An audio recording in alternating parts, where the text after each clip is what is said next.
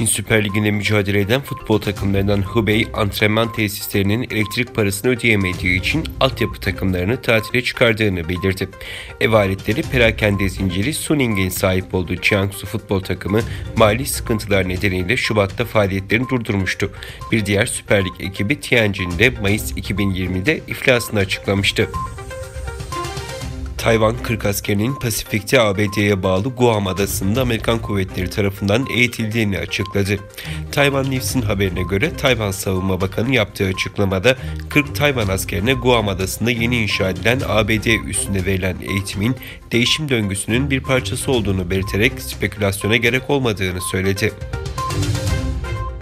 Rusya Devlet Başkanı Vladimir Putin, Savunma Bakanlığı ve Savunma Sanayisi yetkilileriyle Soçi'de toplantı yaptı.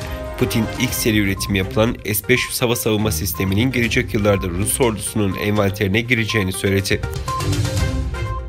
Yaygın kullanılan e-posta istemcisiyle tanınan ABD'li internet şirketi Yahoo, yasal ve iş alanındaki artan zorluklar nedeniyle Çin pazarından çekilme kararı aldı. Şirketten yapılan açıklamada internet hizmetlerine 1 Kasım'dan itibaren Çin anakarasından erişim sağlanamayacağı bildirildi. ABD deniz piyadelerinden özel bir birliğin İran'la muhtemel bir çatışmaya hazırlık için İsrail deniz komandolarıyla ortak tatbikata başladığı açıklandı.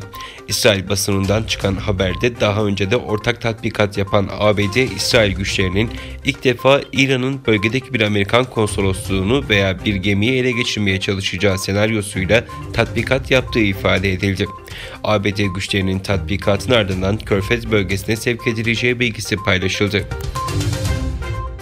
Avustralya ile Fransa arasındaki denizaltı anlaşmasının iptali konusunda Fransa Cumhurbaşkanı Macron'un açıklamalarına tepki gösteren Avustralya Başbakanı Scott Morrison, ülkesine yönelik aşağılamaları ve hakaretleri kabul etmeyeceğini söyledi.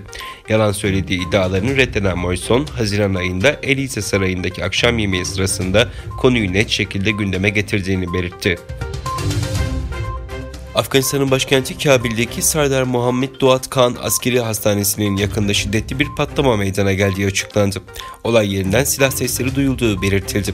Olayın ardından kısa bir süre sonra ikinci patlama meydana geldiği duyuruldu. Taliban olayda en az 15 kişinin hayatını kaybettiğini, 34 kişinin ise yaralandığını açıkladı.